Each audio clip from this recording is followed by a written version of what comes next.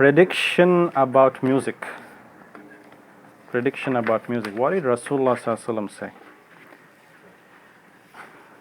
He said that from among my followers there will be some people who will consider illegal sexual intercourse, the wearing of silk, the drinking of alcoholic drinks, and the use of musical instruments as lawful.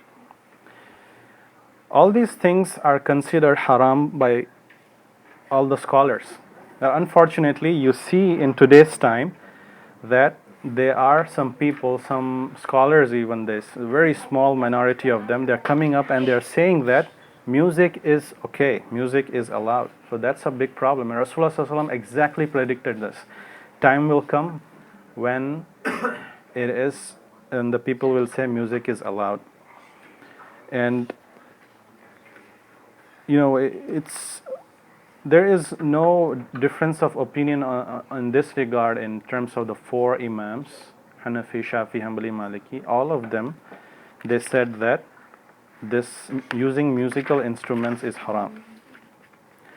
But obviously, the scholars said that there is an exception to the rule, and that exception being that it has to be a kind of duff. A duff is also a musical instrument, but it is not like other. It's like you can say, mostly it's like a drum, but it's much more simplistic. And some scholars are very strict, and they said that it's only should be used by children and only on special occasions like Eid and weddings and joyful occasions. But some scholars, they said that it is okay in general, as long as no other musical instruments was involved, that is okay. In fact, they quote the hadith from Abu Dawud, a Sahih hadith, that one time there was this person who was using the wooden wind instrument, and Rasulullah Sallallahu Alaihi Wasallam was passing by, and what did he do? He put his fingers in the ears. He put his fingers in the ears. And Sahaba used to copy him. You know, Abdullah ibn Umar radiallahu anhu, he would do the same thing. Just keep his ears in the, keep his fingers in the ears.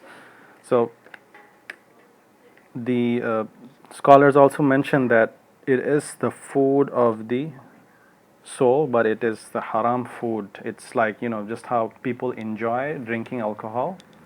That's how the music is, you know. It feels good, isn't it? It feels good, but the problem is it is like qamar for our soul. It's like it ruins you. It ruins your, destroys your spiritual health, basically.